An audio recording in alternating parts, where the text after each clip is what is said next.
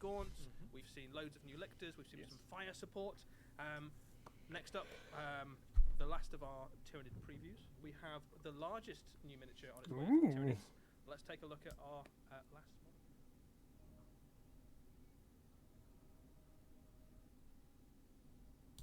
Alrighty, what do we got? What do we got? Ooh, it's a big chungus. Oh, I love the head. Eliminate their elites. So that was the Norn Emissary. This is a terrifying, giant new synapse psychic monster. Does everything, doesn't it? It's huge new terror for the Tyranids. So, Alex, what do we know about Norn Emissary? So when the Hive Fleet wants something done and they want it done right, that is massive. So when we think of like a big synapse creature, we think of it like as a leader bug. It's going to be in charge of a part of the army, or it's going to be a monstrous creature that performs some sort of task as part of the army. But not these guys. These guys are created for a very specific purpose, and they're given essentially a level of individuality, so they can make decisions on the fly to benefit them to complete their mission, which is something you don't really see with any of the Tyranids. They're not given. I love the big swords on his head coming out like that. That's pretty cool. I wish this guy was a Monster Hunter, because I bet if you killed him, you get some really, really cool armor and weapons out of him. But damn, he's huge. I wish they would have added like another model or something for scale. Any kind of self-control. He looks big. The Emissary is basically given whatever leeway it needs to complete its task. So the Emissary in particular tends to be sent after enemy commanders. They're sort of a supersized assassin, and you can see from that brain that they've got some pretty potent psychic potential. He's smart. So if we can have a look at the model to start with, this is a big kit. So like that is a hefty base. This guy stands taller than the Wraith Lord basically on the battlefield. So it's a big old monster, standing taller than things like anything else that's plastic basically in your current Tyranid army. He's got loads of weaponry for kind of up close killing. So he's got this huge, great size. He's got his claws. He's got some pretty significant ranged psychic firepower as well. So when you're coming up against this guy, he's going to be blasting you with kind of psychic bolts as well. As we've seen with some of the other kits for the Tyranids, there are loads of like really lovely, luscious little details all over this in terms of the way that what initially looks to be one creature is actually like a composite of loads of different symbiotes. So you look on the back there and you've got weird little, I guess they're kind of psychic booster brain things. But those could individually each be another creature. So I mean, they probably are. Yeah. So if you just want to make it more and more capable, you just keep adding brains. Yeah, so maybe each one of those is like a detail of the task or something. Like this one knows all the planetary codes for the world you're trying to go to, and this one has all we know about the Codex Astartes. So if some of those space marines turn up, you can eat them, something like that. A very impressive centerpiece kit. So it is. Tyranids have got loads of like big monster kits, and obviously one of the ways that you can play a Tyranid army is to kind of lean heavily into the kind of monster mash sort of style. But this is absolutely, if you've got that kind of army, you want to have one of these at the center of it because it looks very imposing, very cool, towers over something like enemy captains and champions and things like that, and has the strength and psychic might to basically take on pretty much anything in the game. Like this is one of the kind of alpha units, I guess, of the Tyranid force. Right, but this is a dual kit. It is indeed. So there's two things you can make. So Norn Emissary is the first one, a kind of honed precision killer. The other unit you can make with this is the Norn Assimilator. So Alex, what's a Norn Assimilator? So the Norn Assimilator is basically similar in task to the Emissary, whereby it's got a specific task, a specific target that it needs to take out, but rather than necessarily a commander, its claws are monster, gross. Vehicle or a fortification. So it's much less subtle. Yes, so where the Emissary is almost akin to a sniper taking out a key target, this is like sending a bulldozer to make sure that whatever gets hit gets crushed. And as you can see there's some pretty tasty differences between the kits. He's not equipped with all of the psychic brains, as it were. He's got brawn. Yes, He's got he does. brawn. You can see the two weapons on the bottom are his toxin injector harpoons. Now these pack an absolute punch, and they're going to go through anything they hit. And you can see he's got those barbs on the chest as well, so if anybody tries to get away from him, you can strike them and drag them back. And there's a kind of toxic feel to this model as well. So on the base, obviously, you've got that kind of burning, acidic look.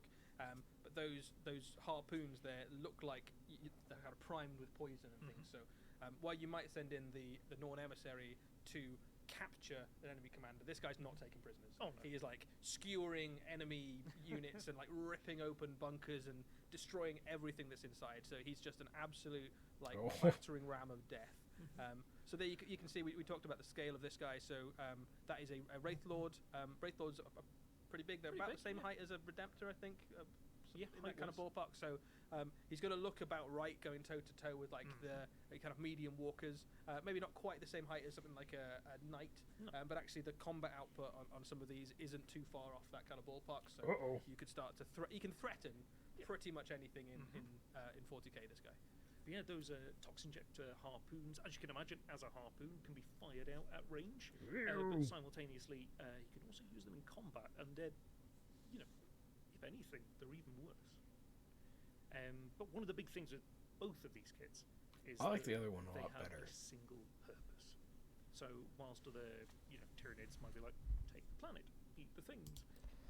I mean, this model, this variant's not bad, but the other one is just, it looks more intimidating. I mean, this guy's pretty cool, but I don't know. He looks kind of more, maybe it's just the paint job and things, but he looks kind of more like, I don't know, like a spiky sea bug.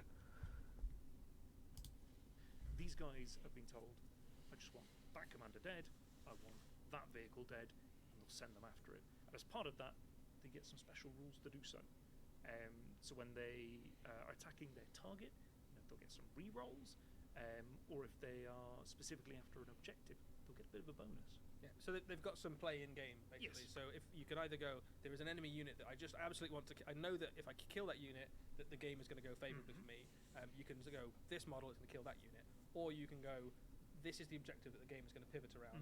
I'm going to go for that objective, in which case you get bonuses to this unit's ability when it's near that objective. That's it.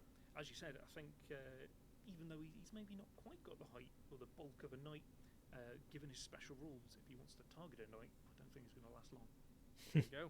Okay, so that is. I think sometimes you see new units added to Warhammer 40,000. You're like, that is going to be one of the things to watch. I think that was it. And if you're going to go Tyranids, you're going to be like, how can I find a place for this lovely gentleman in my force? And if you're going to go up against Tyranids, you're going to have to work out how you deal with a model like that. So that is our roundup for the Tyranids. So loads of great new miniatures on show there. We had new G-Stealers, new Gaunts, new Lictors, new Living Artillery, and new Norn Emissaries, which is very cool. So loads of stuff on the way. Very cool. Did you have a particular favourite? So that was very cool. I did like the last model, the first variant, the Norn Emissary. That was pretty cool. And then I liked the Death Lictor. That was pretty. That one was pretty cool. I like that. I like those. I'm just gonna see how long they're gonna keep going for.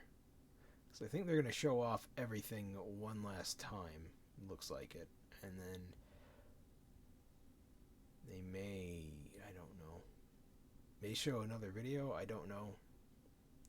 I don't think they're going to show another video, but for YouTube purposes, I'm going to end this here in a minute after they show off this stuff again, and then, yeah, let's go.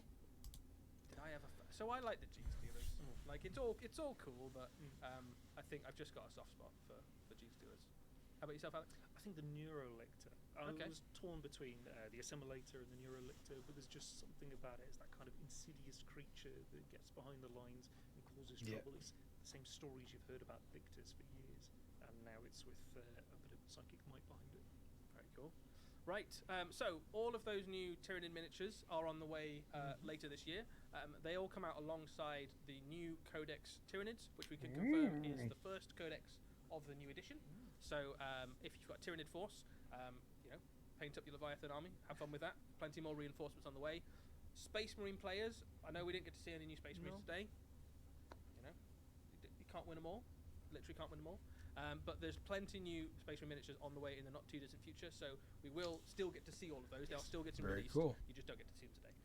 I will do a stream going over those once those are released. Do not worry. A big thank you for all of you who joined in. A special big thank you if you took part in the Battle for Ogram campaign. Yay! It's been really, really fun. I'd like to say thank you for Alex for joining us. A big thank you to Nick for making sure all the tape worked. Thank you, and Nick. Thank you for Notley in the chat for keeping you all honest.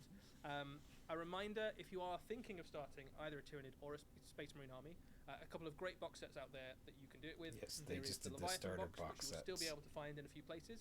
It is sold out online, but there are a few stores dotted around that still have a few copies. So get in touch with your local Warhammer store or your local independent retailer. See if they still got copies. That box is a brilliant place to start either a Tyranid or a Space Marine force. Do not buy from the scammers, or not scammers, god damn it, the scalpers. They got burned really bad on this, and they're trying to sell it for really high, but if you actually look on eBay and stuff, there's actually people selling the box for less than what it's actually, from less than its original retail price, but you just got to be careful on the shipping part, because some will like, oh, the Leviathan box, $25 for the whole box, but then like $250 for shipping. So you just got to be careful with that. But I'm glad the scalpers got burned on this release. I am so glad everybody was able to get a copy. And there are people out there who are not scalpers that are selling halves of the box for cheap because they only wanted one part of the army, or they didn't want the rule book, whatever. It's out there. You can get it. Just don't buy from the scalpers. Equally, if you want something a little bit smaller, there are some new starter sets that are on pre-order today from GamesWorkshop.com and also from local retailers. So have a look out for that too. There's a range of different great box sets to start a Tyranid or a Space Marine force. With that, thank you all again for coming, and we will roll through a last video wrapping up all of the great reveals we've had today. Thank you so much for joining us, guys. Very cool. One world is consumed. Oh no! Kind of have prepare for the next battle. Whoa! Look at all the cool models. Very awesome. Armor guns, timber guns, death leapers, neurolictor, lictor, biovore and pyrovore, Norn Emissary. Oh, I love that big guy in the back. I don't know what to paint these guys up. Won't be so broke. So broke.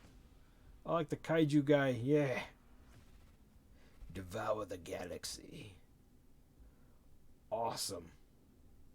Awesome, awesome, awesome. Ladies and gentlemen, my name is Dreadbread, and that has been the Battle for Ogram preview. We know the Tyranids have won. The Space Marines and the Imperial Man have fled with their tails in between their legs, and a greater threat threatens humanity once again. Thank you everybody for joining in on the stream. Thank you so much for popping on by. I hope you had a good time. I know I did. As always, you will be able to find you'll be able to find me and my links and everything in the VOD descriptions and in the also on the saved highlights. So I will be splitting these up. Ooh, I had 135 slow frames. That's not good. But we had a good time. We had a very good time. We don't know the answer to the last question, but if you do know to the questionnaire, please let me know. I will split these up. I'm probably going to get hit with lots and lots of content ID claims. Such is the sad life for me. Oh no. But yeah, I like showing off this content. I don't know why I would get hit with the music ID claims, which are BS, because I put the volumes on so low and it's just free advertisement at the end of the day. My videos are not monetized or anything like that. But ladies and gentlemen, my name is Dreadbread, and it's been a good one. It's been a great one. Everything, I'm excited for everything that's coming out. We're going to be seeing the Space Marines hopefully soon. I will do a stream when that is done. And I will see you all in the next one. Until next time. Bye bye.